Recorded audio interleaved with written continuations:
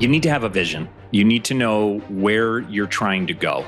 And a good analogy is you never get in your car and just start randomly driving in circles throughout neighborhoods and then say, oh, you know what? I actually wanted to go to the grocery store.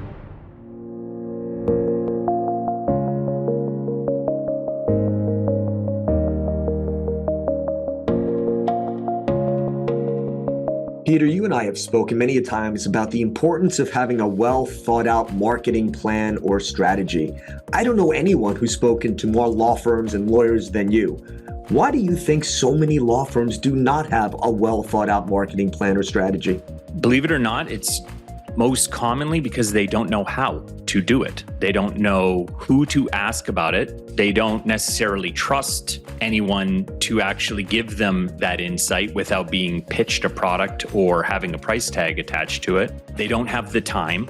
And therefore, it just feels like more work. Before a law firm creates a marketing plan or strategy, what are the key questions that a law firm must answer? You need to have a vision. You need to know where you're trying to go. And then you would use technology, typically like a GPS, which is the equivalence of technology today, or AI, to pick the quickest and most efficient route to that location, right? So having a vision is absolutely the first step, and not a vision that carries over from 10 years ago, which is tied to your dream of having an X, Y, or Z.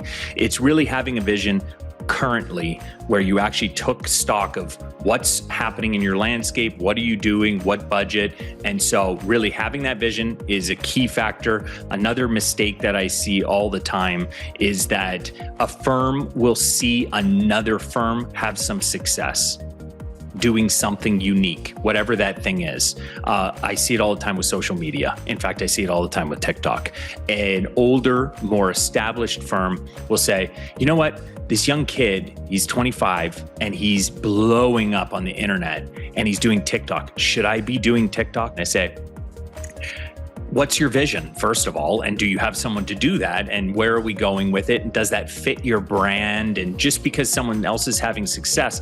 And what happens is they try to implement something that's not them. And they think that it's going to be the magic bullet, or it's going to be the solution that solves all problems.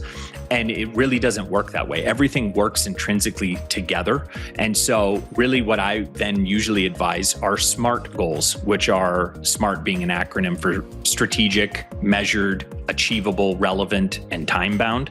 So is it strategic? Is it something that we can measure with reporting, for instance, right? Is it something that's attainable or achievable? And then make sure that it's relevant, right? Like sometimes a firm says, I want to branch off into this other area and go after these cases, but I don't have an attorney to do it. And I have no one in mind, and I have to hire someone, and I want it done before the end of the year. And I'll say, hey, there's only a couple months left.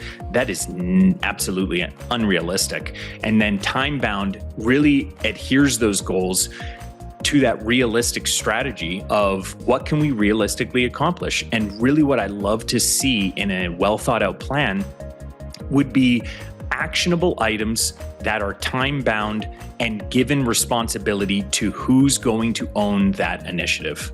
So really determining the vision is part of it, but also what is your appetite for the execution towards the outcome of that. I want to thank Peter Webb from Firm Performance for spending all of your time with us today. It was invaluable.